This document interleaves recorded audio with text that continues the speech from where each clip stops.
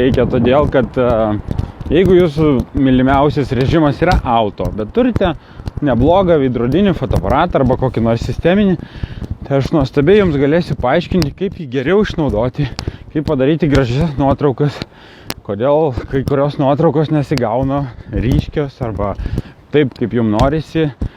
Ne visada fotoaparatas kaltas, kartais reikia truputėlį suprasti, kodėl jisai taip dar blogai padaro nuotraukos ir tada jo galvojimą pakreipti tam tikrą linkmę.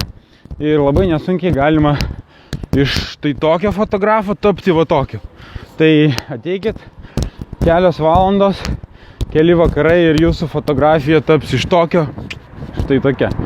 Padarysim tikrai įdomių nuotraukų, atsakysiu daug klausimų nuo techninių iki kūrybinių ir gausit įkvėpimo ir bus, pažadu, kad žymiai geriau negu prabrauzintą vakarą internete.